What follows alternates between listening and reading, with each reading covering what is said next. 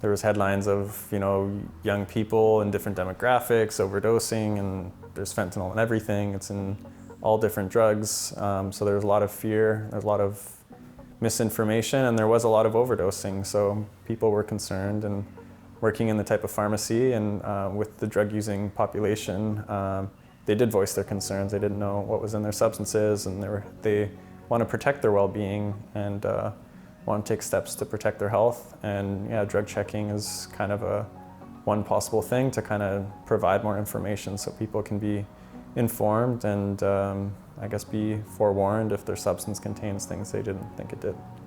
Jared, by creating Lantern, create a model where the stigma of having your drug brought to a place and be tested is lifted.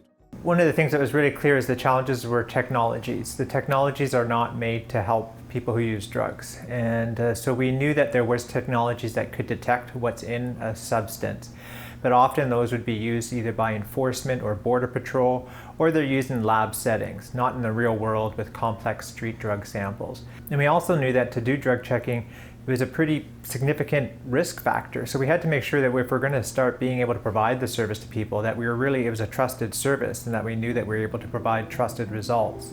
It takes a tremendous kind of commitment. You're dealing with not often easy clientele. You're dealing with very stringent government regulations.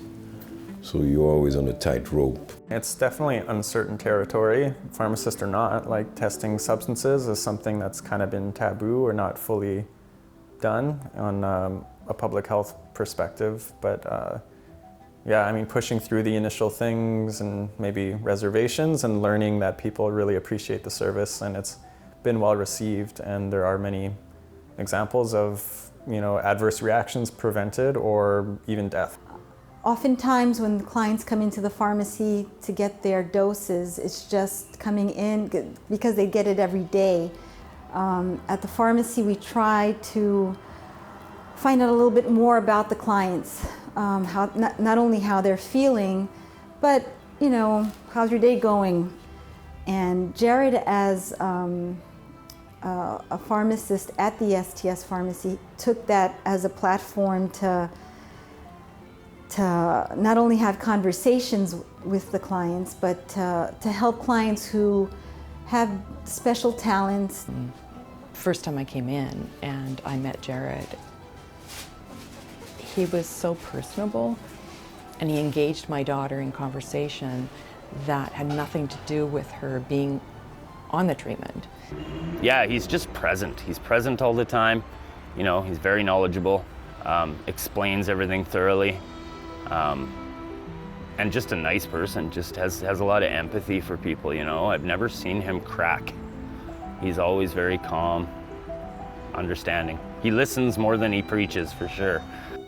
It's innovating in this area is definitely satisfying in hindsight, but when it's happening, it's really stressful.